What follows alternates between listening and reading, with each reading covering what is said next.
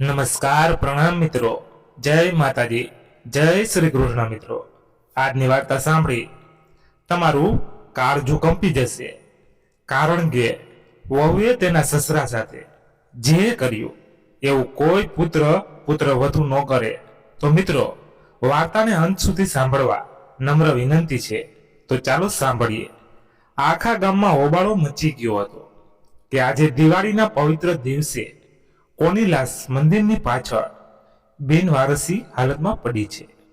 મંદિરમાં વહેલી સવારથી લોકોની અવરજવર ચાલુ હતી.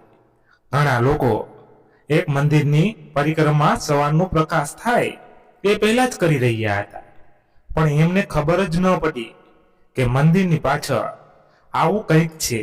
પણ જેવો સૂરજનો પ્રકાશ ફેલાવા લાગ્યો, લોકોની નજર એ લાશ પર પડી. લોકો અંદરો અંદર ગણગણાટ કરવા લાગ્યા. આ બિનવારસી લાશ છેવટે કોની? આ વાત ધીમે ધીમે ગામના મુખી પરશુરામ સુધી પહોંચી. પરશુરામે એ વિશે ખૂબ જ વિચાર કર્યો, પણ સચ્ચાઈના મૂળ સુધી પહોંચી ન શક્યા. પછી તેમણે પોલીસવાળાને ફોન લગાવ્યો અને ત્યાં વિશે પૂરી જાણકારી આપી. પોલીસ સ્ટેશનમાંથી ડીઆઈજી સાહેબની સાથે સાથે થોડા પોલીસવાળા અને હવલદાર પણ આવ્યા. જ્યારે પોલીસવાળાએ એ લાશને સીધી કરી તો જોયું કે એ ઘરડા માણસની ઓળખ પણ મિટાવવાનો પ્રયત્ન કરવામાં આવ્યો છે. એટલે એના ચહેરા પર ધારદાર વસ્તુથી ઘણીવાર એવું કાપવામાં આવ્યું હોય કે એનો ચહેરો ઓળખાય જ નતો રહેલો. ચહેરો સમજાય ન આવવાને લીધે તો પોલીસવાળા પણ માથું પકડીને બેસી ગયા.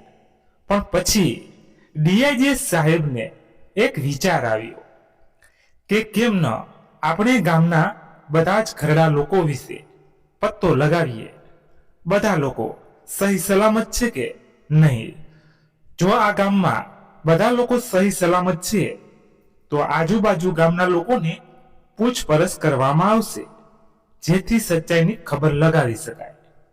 ડીઆઈજી સાહેબે આ કામ માટે બધા પોલીસવાળાઓને લગાવી દીધા. પછી શું હતું, 2 દિવસની અંદર પડોશના ગામમાં ખબર પડી કે મનમોહનજી પોતાના ઘરમાં એકલા રહેતા હતા.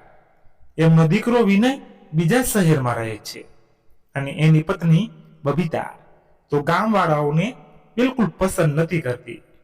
એટલે તે લગ્ન પછી ક્યારેય ગામ જ આવી નથી. પોલીસ વાળાઓને લાગ્યું જ્યારે દીકરો આટલું કમાઈ જ લે છે અને વહુને તો ગામ પસંદ જ નથી, તો તે બંને મનમોહનજીને ભલા કેમ મારશે? નક્કી એમના સગા વહાલા કે પછી ગામના જ કોઈ દુશ્મનને મારી દીધા હશે. છતાં પણ ડીઆઈજી સાહેબે પોતાની શંકા દૂર કરવા માટે મનમોહનજીના દીકરા વિનયને એમ કહીને બોલાવ્યો કે તું નિર્દોષ છે. તું તો તારા પિતાને મારી જ ન શકે, કારણ કે તું પોતે જ એટલું કમાઈ લેશે તો તારા પિતાને કેમ મારીશ? અને તારી પત્ની જ્યારે ગામ અને ગામવાળાઓને પસંદ જ નથી કરતી, તો મને નથી લાગતું કે એણે પણ આવી કરતું તો કરી હશે. બસ તું ઔપચારિકમાં અહીં આવી જા અને પોતાનું નિવેદન આપીને પાછો ચાલ્યો જજે. અને એ પણ ખાતરી કરી લે કે શું આ તારા પિતાની જ લાશ છે કે કોઈ બીજાની. વિનય ડીઆઈજીની સાહેબની વાતો સાંભળીને ખુશ થઈ ગયો અને પોતાની પત્ની સાથે ગામ પહોંચી ગયો. પોતાનું નિવેદન આપવા ડીઆઈજી સાહેબે જ્યારે વિનયને એના પિતા વિશે પૂછવાનું શરૂ કર્યું તો એની જીભ લથડાવા લાગી. શરૂમાં તો એણે થોડા સવાલોનો જવાબ બરાબર આપ્યા, પણ જ્યારે એમણે પૂછ્યું કે તું તારા પિતાને પોતાની સાથે કેમ નહોતો રાખતો, ત્યારે એણે કહ્યું કારણ કે પિતાજીને શહેરમાં રહેવું પસંદ ન હતું અને એ પૂછવામાં આવ્યું કે તું એમના માટે દર મહિને કેટલા રૂપિયા મોકલતો હતો અને એમની સુવિધાઓ માટે શું શું કરતો હતો, ત્યારે તેના માથા પરથી પરસેવો ટપકવા લાગ્યો. ડીઆઈજી સાહેબને શંકા થઈ ગઈ કે નક્કી વિનય જ પોતાના પિતાને માર્યા છે. એમણે એનો 1 અઠવાડિયા પહેલા રેકોર્ડ માંગ્યો કે તે ક્યારે ક્યારે કઈ કઈ જગ્યાએ હતો. તો વિનયની જીભ લથડવા લાગી અને હાથ પગ ધ્રુજવા લાગ્યા. ડીએજી સાહેબે એને થોડી વાર આરામ કરવા માટે અલગ બેસી જવા માટે કહી દીધું. હવે વારો આવ્યો વિનયની પત્ની બબીતાનો. પોલીસવાળાએ જેવો બબીતા સામે પોતાનો દંડો ચમકાવ્યો તે થરથર ધ્રુજતા કહેવા લાગી, સર, અમે બાબુજીને નથી માર્યા, અમે તો ફક્ત એમનું ગળું દબાવ્યું હતું. ખબર નહીં કેવી રીતે એટલામાં એમના જીવ ઓડી ગયા અને એમના ચહેરા પર આટલા બધા નિશાન કેવી રીતે થયા મને નથી ખબર. ડીઆઈજી સાહેબે એનાથી વધુ કંઈ પૂછવાનું જરૂરી ન સમજ્યું અને એણે પણ એની બીજી બાજુ બેસાડી દીધી. પછી ડીઆઈજી સાહેબે વિનયને પોતાની પાસે બોલાવ્યો અને બોલ્યા, જો દીકરા વિનય, જો તે આ મર્ડર કેસ વિશે પૂરી રીતે જાણકારી આપી તો અમે તને કાં તો આ કેસમાંથી પૂરો છુટકારો અપાવી દઈશું કે પછી ઓછી સજા અપાવીશું. નહીંતર જો અમને સમય સુધી પહોંચવામાં જેટલી વધુ મહેનત કરવી પડશે ને એટલા જ વધુ દિવસોની સજા મળશે. અને જો તે સરળતાથી જણાવી દીધું કે તારા પિતાનું મોત કેવી રીતે થયું હતું અને તેમને તે કેવી રીતે માર્યા અને આ લાશને અહીં સુધી લાવવાનો સફર કેવી રીતે પૂરો કર્યો, પૂરી વિગતવાર તે પણ પૂરી ઈમાનદારીથી જણાવીશ તો તને ઓછામાં ઓછી સજા અપાવવાનો પ્રયત્ન કરીશું. નહીતર વિચારી લે, જેલમાં માર તો ખાઈશ જ અને આખી જિંદગીની કેદની સજા મળશે. એ અલગ કદાચ બની શકે કે તને ફાંસીની સજા પણ સંભળાવી શકીએ. એટલે તું મારી વાત માન અને બધી વાત સાચી સાચી જણાવી દે. વિનય પણ પોલીસ વાળાઓની વાતમાં આવી ગયો અને બોલ્યો, હું અને બબીતા બંને એક જ કંપનીમાં કામ કરતા હતા. મેં જે દિવસે એ કંપનીમાં પગ મૂક્યો હતો એ જ દિવસે મોડો પડ્યો હતો. મને ખબર નહોતી કે ડાયરેક્શનની કેબિન કઈ બાજુ છે. એ દિવસે બબીતાએ જ મારી મદદ કરી હતી. એણે જ મને લિફ્ટથી ડાયરેક્શનની કેબિન સુધી પહોંચાડ્યો હતો અને તે પોતાના વિસ્તારમાં ચાલી ગઈ. હું તો મંત્રમુગ્ધ થઈને બબીતાને જોતો જ રહ્યો. મને ધ્યાન જ ન રહ્યું કે મારે ડાયરેક્ટ સર પાસે મારો જોઈનિંગ લેટર જમા કરીને મારા દિવસે જ મારું કામ પણ સમજવાનું હતું કે મારે શું કરવાનું છે. ડાયરેક્ટર સરે 3 વાર બેલ વગાડી દીધી પણ મને ધ્યાન જ ન રહ્યું કે મારે એમની પાસે જવાનું છે. પછી ત્યાંના ગાર્ડે મને હચમચાવતા કહ્યું, ઓય મિસ્ટર, ક્યાં ખોવાયેલા છો? સરે 3 વાર બેલ વગાડી દીધી છે અને તમે છો કે અહીં ઉઠવાનું જ નામ નથી લઈ રહ્યા. મોટા વિચિત્ર માણસ લાગો છો. શું થઈ ગયું છે તમને? તમે નોકરી કરવા જ આવ્યા છો કે પછી ટાઈમ પાસ કરવા? ત્યારે હું જલ્દીથી ઉઠ્યો અને એ તરફ ભાગ્યો જે બાજુ ડાયરેક્ટર સરની કેબિન હતી. સરે જે પણ સવાલ કર્યો મેં પૂરો નિર્ભય થઈને જવાબ ન આપ્યો કારણ કે મારા વિચારોમાં વાર બબીતા આવી જતી હતી. સરને લાગ્યું મને ગભરાટ થઈ રહી છે એટલે હું હલકાઈ રહ્યો છું. એટલે એમણે મને પાણીનો ગ્લાસ આપ્યો. એ સમયે બબીતા ઠાઠમાઠ સાથે ડાયરેક્ટર સરની કેબિનમાં એમની પરવાનગી લઈને આવી ગઈ. મેં જે બી એને જોઈ મારા હાથમાંથી પાણીનો ગ્લાસ છટકીને જમીન પર પડી ગયો. બબીતાએ જોયું, અરે આ તો એ જ છોકરો છે જેણે એને લિફ્ટમાં મદદ કરી હતી અને સરની ઓફિસ સુધી પણ પહોંચાડી દીધો હતો. પણ આને શું થઈ ગયું છે જે પાણીનો ગ્લાસ જ પાડી દીધો? એને બહાર ઉભેલા ચોકીદારને બોલાવ્યો અને ત્યાંથી કાચના બધા ટુકડા ઉઠાવવા માટે કહ્યું અને પાણીને લૂછવા માટે કહ્યું. ડાયરેક્ટર સરને એને બહાર જવા માટે કહી દીધું અને બબીતાને બોલ્યા, હા તો બબીતા, જણાવો શું કહેવા માંગતી હતી? એ દિવસોમાં બબીતા કંપનીના મેનેજમેન્ટનું કામ જોતી હતી. એણે સરને જણાવ્યું કે આ વખતે એમને કંપનીનું પ્રોજેક્શન ઘણું સારું થઈ રહ્યું છે. આ વખતે કંપનીની પ્રગતિ થઈ રહી છે. એટલે આ વર્ષે બધા કર્મચારીઓને બોનસના રૂપમાં હોળીના તહેવારમાં થોડા રૂપિયા કે પછી કોઈ ગિફ્ટ આપવી જોઈએ, જેનાથી વર્કર્સ વધુ ખુશ થઈને કામ કરશે. બબીતાનું સૂચન ડાયરેક્ટર સરને ખૂબ પસંદ આવ્યું. તેમણે પોતાના ટ્રસ્ટી મેમ્બરને બોલાવ્યા અને મીટિંગ કરી અને એમાં નિર્ણય લેવામાં આવ્યો કે બધા વર્કર્સને ગિફ્ટ આપવામાં આવશે. કારણ કે જો પૈસા આપશે તો કોઈ કશાશમાં ખર્ચ કરી દેશે, અને જો સામાન ખરીદીને આપશે તો તેને તે લોકો યાદગાર તરીકે ઘણા દિવસો સુધી ઉપયોગમાં લેશે. આ ગિફ્ટ એ લોકો માટે હતી જે 1 વર્ષથી વધુ સમય સુધી કામ કરી રહ્યા છે, અને જે લોકો 1 વર્ષથી ઓછામાં સમય સુધી કામ કરી રહ્યા છે એમને ફક્ત 500 રૂપિયા આપવામાં આવશે, જેથી ઓછામાં ઓછું પોતાના પરિવારો માટે મીઠાઈ લઈને તો જઈ શકે. વિનયને તો ફક્ત 15 દિવસ જ થયા હતા એ કંપનીમાં કામ કરતા, અને હોળીનો તહેવાર આવી ગયો હતો.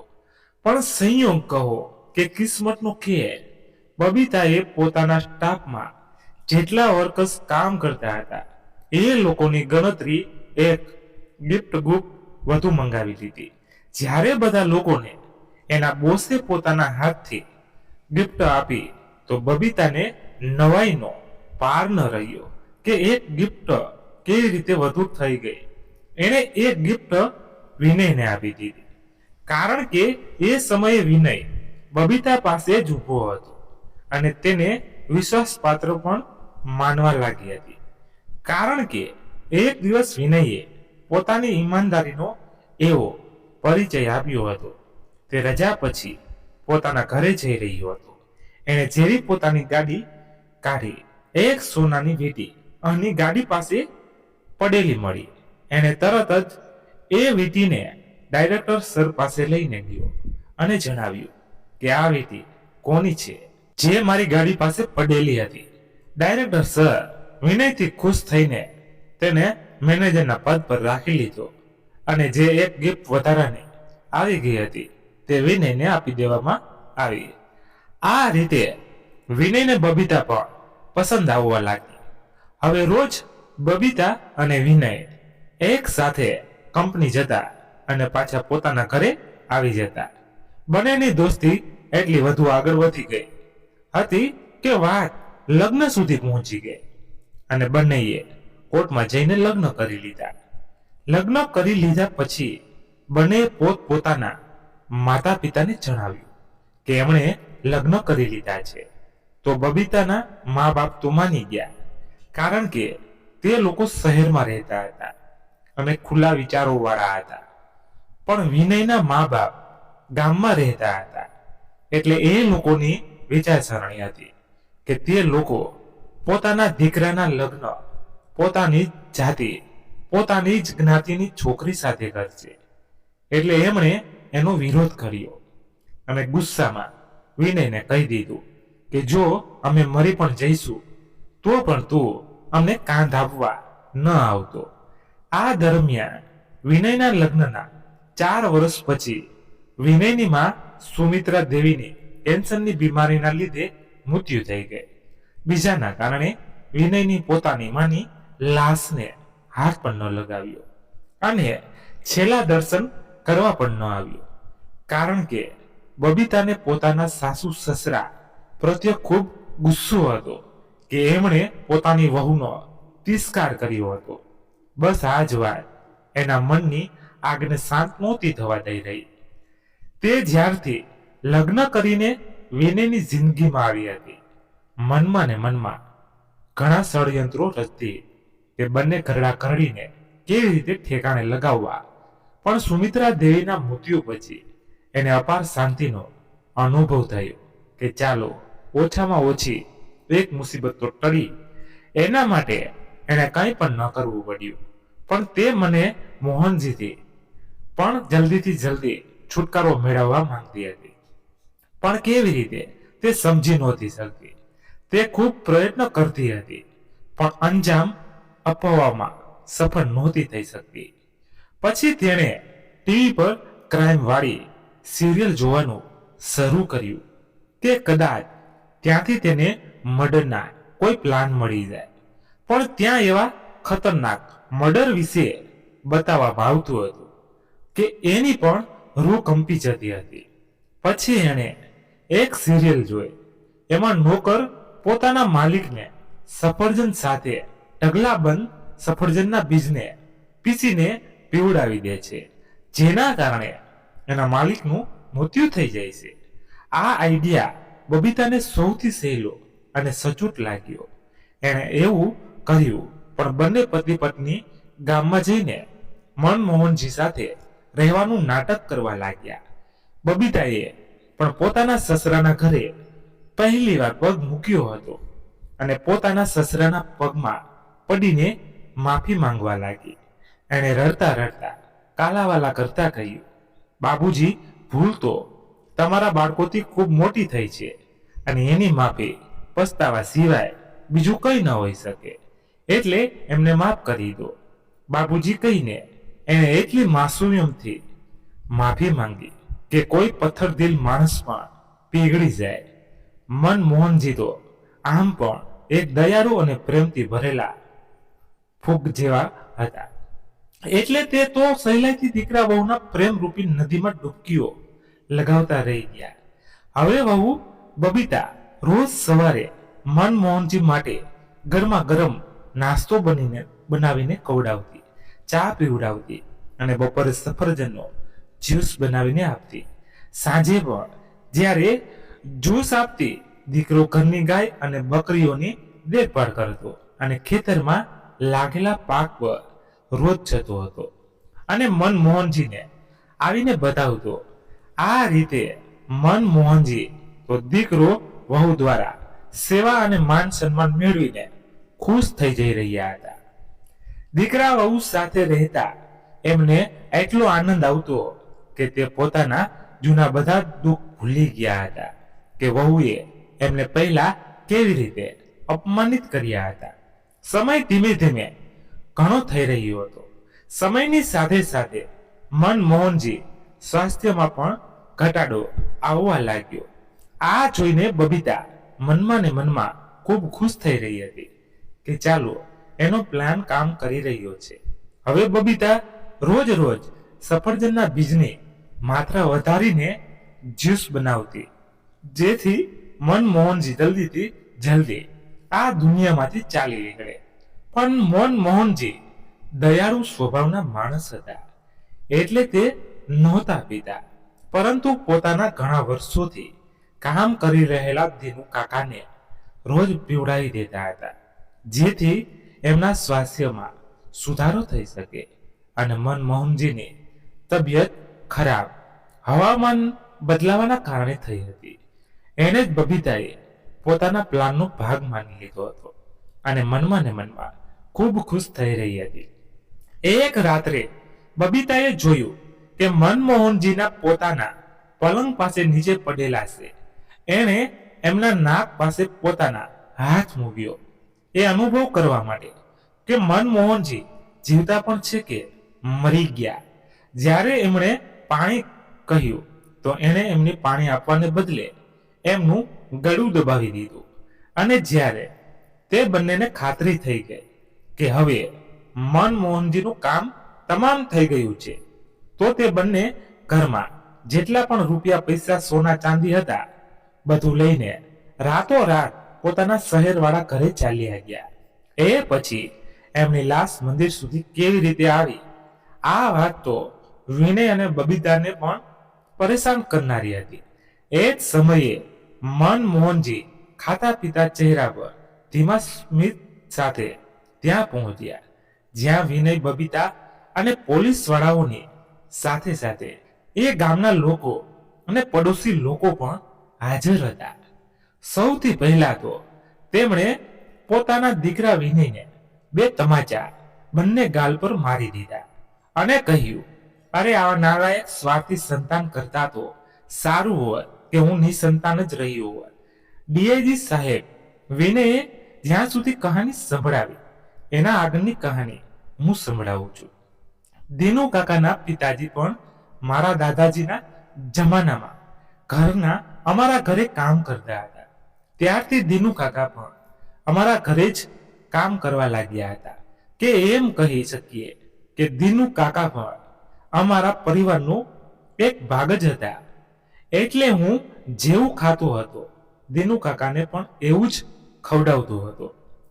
થોડા દિવસો પહેલા મારા દીકરા વહુ મારા ઘરે માફી માંગવા આવ્યા હતા અને એવો વ્યવહાર કર્યો કે હું તો ખુશીથી ફૂલી નહોતો સમાતો અને દરરોજ સાંજે હું દિનુ કાકા પાસે જઈને એમને મારી ખુશી કે ગમની વાતો કહેતો હતો. જ્યારે મેં એમને મારી વહુ દીકરાના આવવાની ખુશીની વાત જણાવી તો એમણે પહેલા જ યાદ અપાવ્યું કે વહુએ તમને લોકોને કેવી રીતે અપમાનિત કરીને પાછા મોકલ્યા હતા. નક્કી એમના અહીં આવવાનો કોઈ ખાસ હેતુ જરૂર હશે. તમે જરા સાવધાન રહેજો. દિનુ કાકાની વાતો મારા દિલ દિમાગમાં છવાઈ ગઈ. વહુ મને રોજ જ્યુસ બનાવીને આપતી. એ સમયે હું દિનુ કાકાને પીવડાવી દેતો હતો, કારણ કે દિનુ કાકા ઘણા દિવસોથી બીમાર રહેતા હતા. શરૂમાં તો દિનુ કાકાએ જ્યુસ પીને તાજગીનો અનુભવ કરવા લાગ્યા હતા, પણ આ જ્યુસને રોજ પીવાથી પહેલા કરતા વધુ બીમારી પડી ગયા.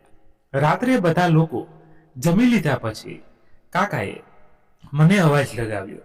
હું એમની પાસે ગયો તો જોયું કાકાની તબિયત ખૂબ જ નાજુક લાગી રહી હતી. મેં વિનયના રૂમનો દરવાજો ખખડાવ્યો. દીકરા બચાવી લો, દીકરા કહીને બૂમો પાડવા લાગ્યો.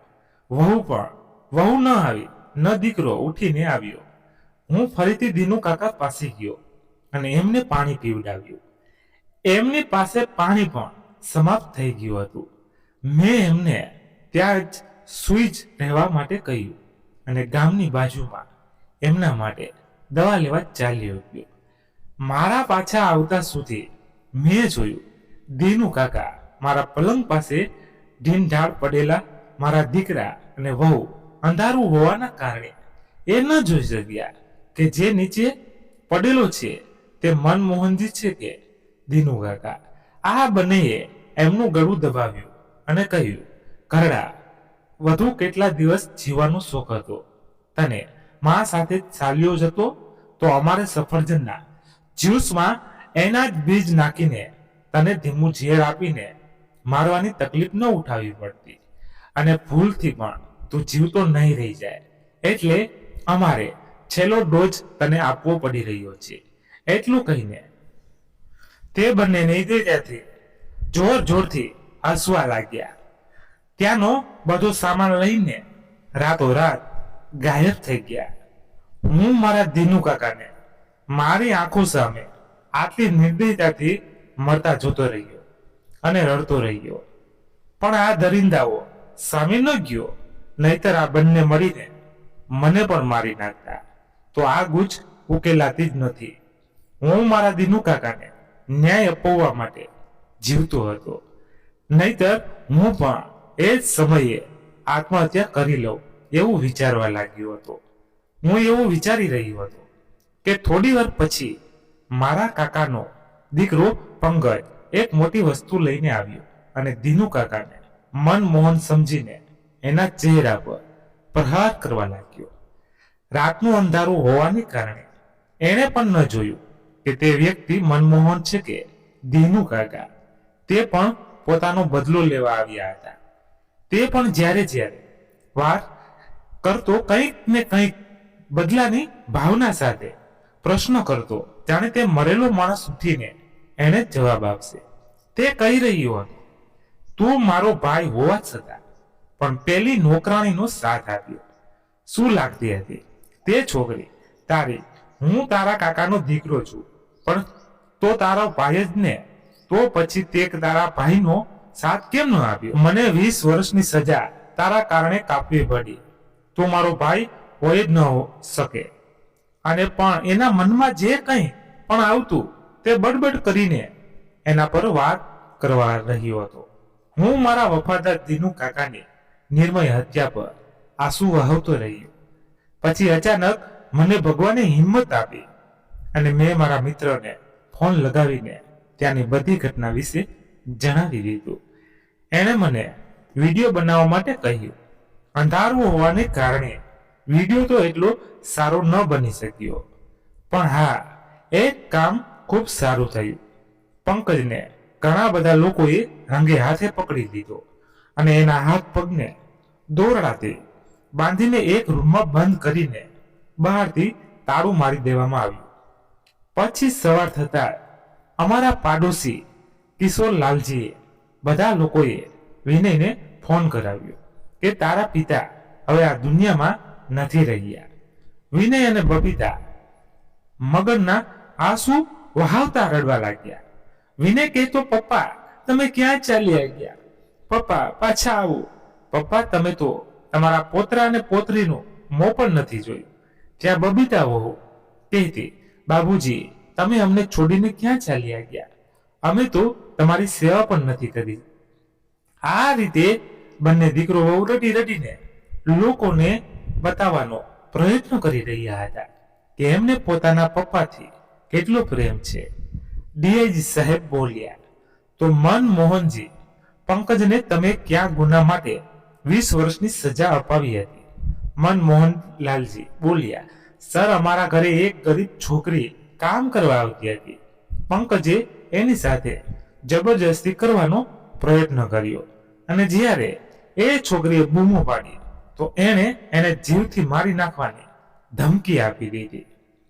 બિચારી છોકરી ડરના કારણે ચૂપ થઈ ગઈ. સંયોગથી હું ત્યાંથી પસાર થઈ રહ્યો હતો. મેં બંનેની વાતો સાંભળી લીધી અને એ છોકરીનું રડવાનું સાંભળીને હું એમની પાસે ગયો. મેં જ્યારે એને એના રડવાનું કારણ પૂછ્યું તો પંકજ મને મારવા માટે તૈયાર થઈ ગયો. જ્યારે મેં એ છોકરીને મારી તરફ ખેંચી તો એણે મને 2-4 તમાચા મારી દીધા. પછી મેં એ છોકરી તરફથી પોલીસ ફરિયાદ કરી તો પંકજે જતા જતા મને કહ્યું હતું કે તે જેલમાંથી છૂટતા જ મને જીવથી મારી નાખશે. મને લાગ્યું પંકજ હમણાં ગુસ્સામાં છે એટલે આવું કહી રહ્યો છે. મેં એના પરિવારવાળાઓને પૂરી દેખભાળ કરી. સમયે સમયે એને પણ મળવા જતો રહ્યો હતો. તો મને લાગ્યું પંકજ સુધરી ગયો હશે, પણ તે નહોતું સુધર્યું. એને જ્યારે પોતાના 4 સાથીઓ સાથે દીનુ કાકાની લાશને ઠેકાણે લગાવવા માટે મંદિર સુધી લઈને આવ્યો ત્યારે અમે એનો વિડીયો બનાવ્યો છે અને ત્યાં જ પંકજને પકડી શક્યા. બાકી એના 4 સાથીઓ ભાગી ગયા. મનમોહનજીના નિવેદનથી પોલીસવાળા સંતુષ્ટ થયા. એમનો એ અધૂરો જ સાચો પણ એ વિડીયો ખૂબ કામનો હતો, કારણ કે કાનૂન પુરાવા માંગે છે. ડીઆઈજી સાહેબે પંકજને ફરીથી આખી જિંદગીની કેદ સજા અપાવી અને વિનય અને બબીતાને પણ આખી જિંદગીની કેદની સજા મળી. જ્યારે વિનયને સજા સંભળાવવામાં આવી તો તે બોલ્યો, સર મેં તો કહ્યું હતું કે તમારી સજા ઓછી થઈ જશે કે નહીં, પણ થાય તો પછી આ બધું કેવી રીતે? ડીઆઈજી સાહેબ હસ્યા અને બોલ્યા, દીકરા, ઘોડો તો ઘાસ સાથે દોસ્તી કરી લેતો ખાશે શું? હવે તે એટલો મોટો ગુનો જ કર્યો છે તો દંડ તો તને જ મળશે ને. વિનયે પોતાના પિતાના પગમાં પડીને રડતા રડતા બોલ્યો, પપ્પા, આ આઈડિયા બબીતાનો હતો. તમે એને શરૂઆતમાં નાપસંદ કરી હતી. એનો જ બદલો લેવા માટે એણે આટલું ધોળાસ્પદ કામ કર્યું અને મારી પાસે પણ કરાવ્યું. પપ્પા, પ્લીઝ મને માફ કરી દો. આજે જો માં જીવતી હોય તો તમને જરૂર મનાવી લે. પપ્પા, હું તો તમારો દીકરો છું. પોતાના દીકરાને કેવી રીતે જેલ મોકલી શકું છું? પપ્પા, પ્લીઝ મને માફ કરી દો. મનમોહનજી ઉપર તેની વિનંતીઓનો કોઈ ફાયદો ન પડ્યો. તે કંઈ ન બોલ્યા, પરંતુ એટલું બોલ્યા કે સર, આને કડકમાં કડક સજા મળવી જોઈએ. બબીતાએ જોયું, બાબુજી જ્યારે પોતાના દીકરાને માફ નથી કરી રહ્યા તો મને શું માફ કરશે. છતાં પણ એણે એક પણ પ્રયત્ન કરવાનું વિચાર્યું.